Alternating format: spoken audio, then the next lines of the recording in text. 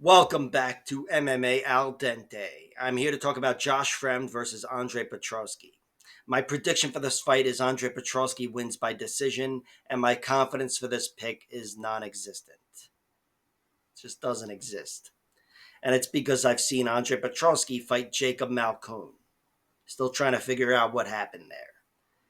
He's a guy who, even before that fight, I had doubts in his durability overall and earlier on in his cardio, even though he started to alleviate some of those doubts.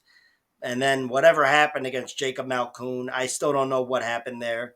If he stubbed his toe or if he suffered a concussion in front of my eyes and I somehow missed it. But whatever it was pretty discouraging.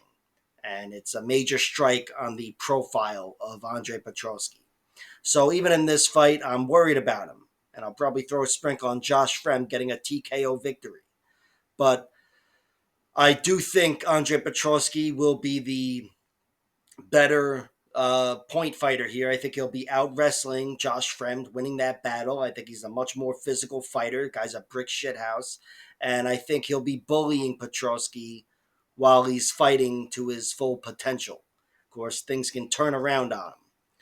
Uh, Initially, I had doubts in his cardio. His two losses were to Aaron Jeffrey, who TKO'd him, roughed him up in the clinch after Petroski was doing well, and to Brian Battle, who choked him out with a ninja choke up against the fence after Petroski was doing well. And he just faded, and he said himself coming into the UFC, I need to learn how to fight longer than 7 minutes, 8 minutes. I hit a wall, and I've got to overcome that. And he did overcome it on paper anyway, with a few round three finishes over Michael Gilmore and the guy who or whatever. And looked good against Wellington Turman. I thought that was a very impressive victory. And against Gerald Mearshart.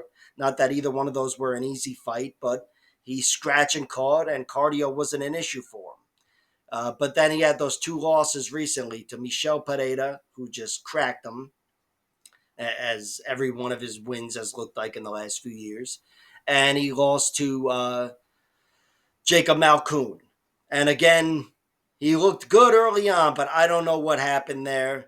It'd be more, it would be more of a relief if I saw that he was actually knocked unconscious. I'd at least know what happened. Okay, he's got to protect his chin. But he bumped into him, got TKO'd, and yeah. So my courage, my confidence is just not there in Andre Petroski. Not to bet on him, but I am picking him to win. I think Joshua Fremd is not Michel Pereira. I don't think he's got that type of danger and physicality to him. And I do think, speaking of physicality, Andre Petroski can bully him if this is a grappling fight.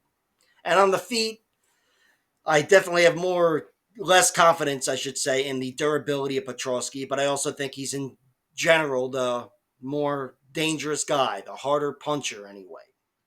So I'm picking Petroski to win, but with a lot of trepidation. Josh Fremd's been defeated 5 times himself. He's only been knocked out once, and it was to Gregory Rodriguez. No shame there. That guy's a fucking killer. And he was submitted once to Trayshawn Gore. I'm still trying to figure out if there should be shame to that loss. I really don't know yet. Trayshawn just doesn't fight enough. But that was a guillotine choke, and he was just caught there, forced to tap. Trayshawn Gore, there might be more than meets the eye. Again, I don't know what kind of fighter he is.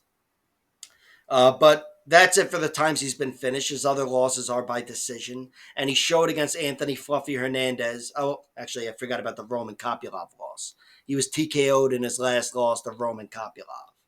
Got beaten up on the feet on the outside and finished ultimately with a body shot in the end, at the end of round 2. So uh, that's possible, but I don't think Andre Petroski is going to win like Roman Kopylov. I think if he wins with a knockout, it's going to look more like Gregory Rodriguez winning. But back to the Anthony Fluffy Hernandez loss. That was a fight against a guy who is a relentless grappler. He may not have the physicality of Andre Petroski, but overall he's more of a problem grappling. And I thought that was a fight that Josh Fremd handled very well. And it was going Fluffy Hernandez's way. But Joshua Fremd still showed he could take that kind of attack. And in the end, made it a close enough fight. Round 2 was close enough anyway. And he didn't get finished, which is very impressive for anybody who's losing that type of fight to Anthony Hernandez. But here, I still think he can be controlled and neutralized by Andre Petroski. I don't think he's got that danger, even though he's got knockouts himself, Josh Fremd, but I don't think he's got that danger to go through Petroski like Michel Pereira did. Having said that, the Jacob Malkoun fight happened last, and I will probably throw a sprinkle on Josh Fremd winning via knockout. I think even if the cardio fails of Andre Petroski, and that's the story of the loss, knockout would still be the primary path to victory for Josh Fremd if he's to capitalize on the cardio of Petroski. So that's really the only thing I'll consider betting on, probably. Maybe Petroski by decision if the odds are juicy, but I don't imagine they'll be too juicy. I think that's probably the most likely path to victory for him over Josh Fremd, and the betting public will recognize that. So even with the odds so tight, I'm not betting on my pick, and the only thing I'll consider betting on is a prop on the other side because I don't trust my pick anymore. How the fuck can you trust them? So we'll see what happens. I'm going with Petroski winning by decision, making this a grappling battle, and being too physically strong for Josh Fremd to scramble out. Like, share, subscribe, all that horse shit. Check out my other videos.